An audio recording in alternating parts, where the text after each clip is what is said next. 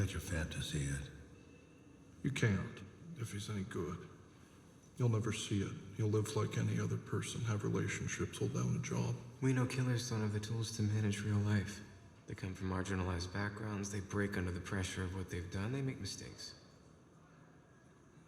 Seems to me everything you know about serial killers has been gleaned from the ones who've been caught.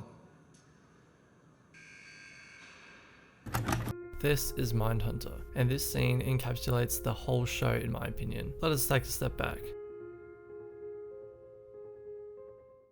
When I was a kid growing up in America, I used to watch a lot of Cops and NCIS with my parents. As a kid, I found these shows captivating for such a young age. You could even argue that I was too young to watch them. However, these shows gave me the intrigue to be interested in similar shows further into my life, most notably the meticulously crafted Netflix original show Mindhunter by David Fincher.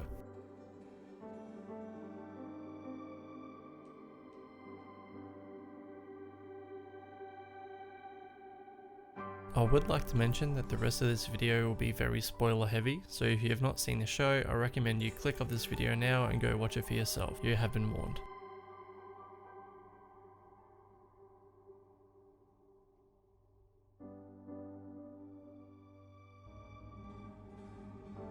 In my viewing of both seasons 1 and 2 of Mindhunter, I've been able to establish numerous observations about it from its themes to its impact on the audience. Mindhunter is a crime drama series that focuses on FBI agents Holden Ford and Bill Tench. The people they are based on though are real agents John E. Douglas and Robert Ressler. The show, set in the 1970s, depicts the duo going around the country and teaching police stations their methods to catch violent offenders, from their findings with interviewing well-known serial killers at the time. The reasoning for this being that they observe and oversee putting together psychological profiles for serial killers to aid the FBI in spotting and identifying more would-be killers from the various serial killers they interview.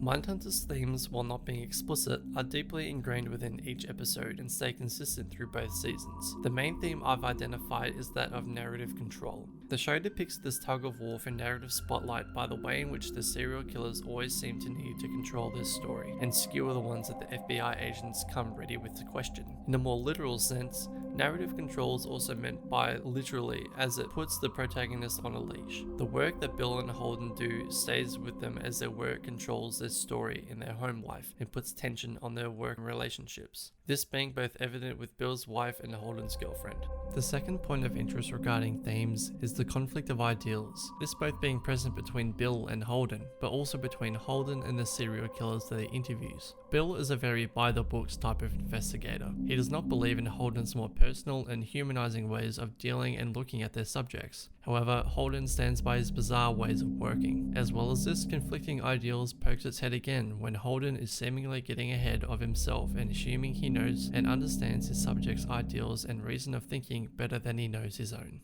The last thing that I've identified is a mix between humanization and an invitation to the audience. Mindhunter for the most part does not give any evidence out to the audience, and only follows along with whatever the main characters are finding out for themselves. However, Mindhunter lives to take the audience and show glimpses of certain serial killers' lives behind the scenes. For example, BTK, Dennis Rader. But the show does not make the audience feel dumb. Instead, it gives the audience an invitation to put the pieces together for themselves from the subject's psychological profile.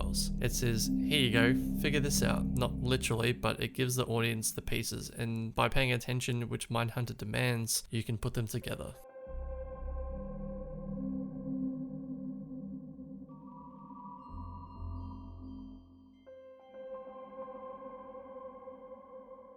The style of Mindhunter is very reminiscent of old noir type films and other crime dramas alike. However, Mindhunter uses its cinematography to convey information without speaking, and to touch on speaking, dialogue is always delivered in a very interesting way. Information in Mindhunter is always delivered in dialogue with some sort of dramatization, so that it seems more important. When characters talk about places, subjects, or events, it always has an underlying tone and style in its delivery that leads the audience to feel in thought and to feel the the importance and implications of what they may be saying in a scene. Mindhunter also has a certain cinematography style, which is always stable and controlled with tripods on dollies. Only twice in season 1 is a handheld shot used. The faraway medium to long shots are used to convey how Holden starts off approaching his subjects and the work he does around them. Very detached and desensitized. However, as the show progresses, the camera style is closer in on Holden. Another thing I thought I would mention is that the title Mindhunter refers to Holden and Bill hunting for the dangerous minds of monsters and how they work. However, it can also be interpreted as the serial killers are looking for impressionable minds which to attack and feed on, this being Holden and Bill.